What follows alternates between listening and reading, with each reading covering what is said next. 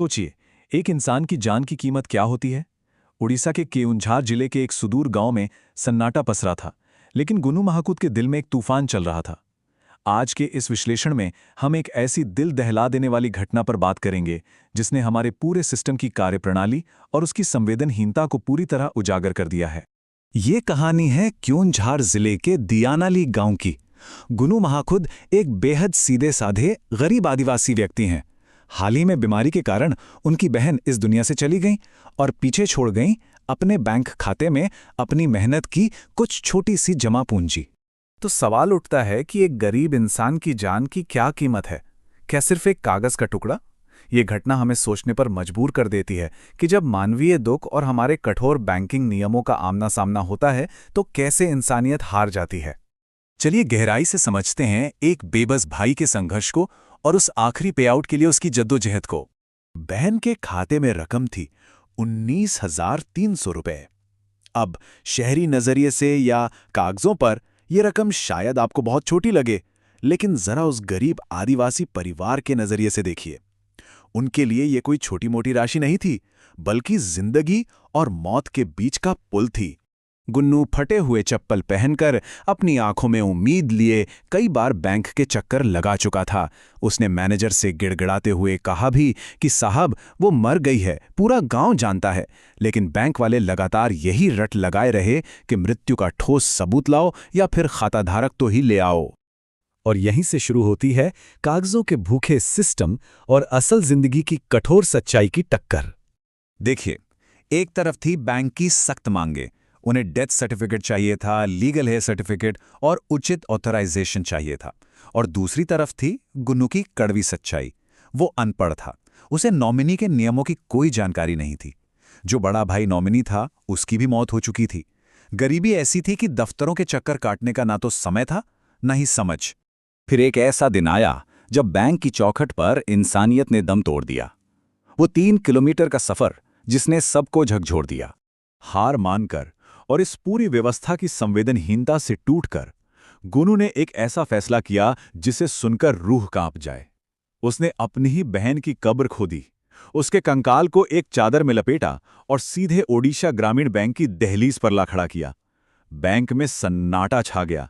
जो अधिकारी कल तक फाइलों में सबूत ढूंढ रहे थे ना, आज उनके सामने मौत का सबसे खौफनाक और जीवंत सबूत पड़ा था। गुरु ने कहा, लीजिए साहब, ये रहा मेरी बहन की मौत का सबूत, अब तो पैसे दे दो। ये वो पैसा था जो एक गरीब भाई को अपनी बहन के सम्मानजनक अंतिम संस्कार के लिए चाहिए था। ये आंकड़ा अपने आप में चीख चीख कर बताता है कि कैसे एक इंसान की छोटी सी बुनियादी जरूरत भी कागजी कार्रवाई के पहाड़ के नीचे दबकर दम तोड़ सकती है। अब आपके मन में यह सवाल जरूर आ रहा होगा कि भाई बैंक ने ऐसा किया ही क्यों? क्या वो लोग पत्थर दिल थे? इस घटना को सही नजरिए से समझने के लिए हमें उस कानूनी ढांचे और रिजर्व बैंक के दिशा निर्देशों को देखना होगा। बैंक का अपना तर्क था कि भाई हम तो सिर्फ मृतक के पैसों की सुरक्षा के लिए नियमों का पालन कर रहे थे और हमें मृत्यु प्रमाण पत्र जैसे दस्तावेज चाहिए थे। तो चलिए एक नज़र डालते हैं कि अगर किसी खाताधारक की मृत्यु हो जाए तो पैसे निकालने के असली नियम आखिर कहते क्या हैं। तो देखिए, 2025 के रिजर्व बैंक के नियमों में एक बहुत बड़ा कैच है। अगर खाते में पहले से कोई नॉमिनी दर्ज है तो प्रक्रिया बहुत ही सिंपल है। बहुत कम कागजी कार्रवाई होती है और बैंक आसानी से पैसा दे देता है। लेकिन अगर कोई नॉमिनी नहीं है, जैसा कि जीतू के मामले में हुआ, तो सामान्य सी दिखने वाली निकासी एक भयंकर जटिल प्रक्रिया बन जाती है। एक अशिक्षित आदिवासी के लिए ये एक ऐसी दीवार बन गए जिसे वो पार ही नहीं कर पाया। दावा प्रपत्र, लीगल डेथ सर्टिफिकेट, क्षतिपूर्ति बॉन्ड, कानूनी उत्तराधिकारी प्रमाण पत्र।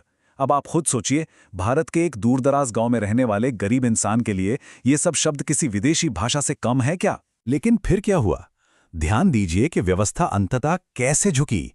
जब जीतू का वो दिल चीर देने वाला वीडियो वायरल हुआ और चारों तरफ गुस्सा फूट पड़ा, तो यही सुस्त सिस्टम अचानक से बुलेट ट्रेन बन गया। जो अधिकारी पहले नियमों की दुहाई दे रहे थे, वो खुद गांव पहुंचे और फास्ट ट्रैक में सारे सर्टिफिकेट्स बनाए। बैंक वालों ने घर आके 19,402 रुपए कैश दिए और रेड क्रॉस ने अंतिम संस्कार के लिए 20,000 रुपए की एक्स्ट्रा मदद भी दी। मतलब जब प्रशासन चाह ले तो कागजी कार्रवाई मिनटों में सुलझ सकती है। इस पूरी घटना से हमारे बैंकिंग सेक्टर के लिए एक बहुत बहुत बड़ा मैसेज निकलता है। सच्चा वित्तीय समावेशन या फाइनेंशियल इंक्लूजन सिर्फ कागजों पर बैंक खाते खोलने से नहीं आता। इसके लिए जरूरी है कि हमारे बैंक कर्मचारी ग्रामीणों के प्रति पूरी तरह से संवेदनशील हों। नियमों का ज्ञान होना बहुत जरूरी है, बिल्कुल, लेकिन उसे मानवीय सहानुभूति के साथ बैलेंस करना होगा। बैंक कर्मचारियों को खास तौर पे ट्रेनिंग मिलनी चाहिए ताकि वो ग्रामीणों की समस्याओं को समझें, उन्हें सही दिशा दिखाएं कि कागजात कैसे और कहां से बनेंगे। उनका लक्ष्य लोगों की मदद करना होना चाहिए, ना कि उन्हें नियमों के जाल में फंसाकर वापस भेज देना। तो दोस्तों, इस पूरे विश्लेषण को हम एक बहुत ही चुभते हुए सवाल के साथ खत्म करते हैं। क्या बुनियादी मानवीय गरिमा और अपने ही जायज़ पैसों तक पहुंचने के लिए हर गरीब इंसान को एक ऐसी त्रासदी से गुजरना पड़ेगा जो इंटरनेट पर वायरल तमाशा बन जाए? क्या तभी यह व्यवस्था नींद से जागेगी और मदद के लिए आगे आएगी? ये एक ऐसा सवाल है जिस पर पॉलिसी मेकर्स, हमारे बैंकों और हम सभी को बहुत गहराई से सोचने की ज़रूरत है। आज के इस विश्लेषण में बस इतना ही। ऐसे ही ज़मीनी हकीकतों से जुड़े और महत्वपूर्ण विषयों को समझने के लिए जुड़े रहें।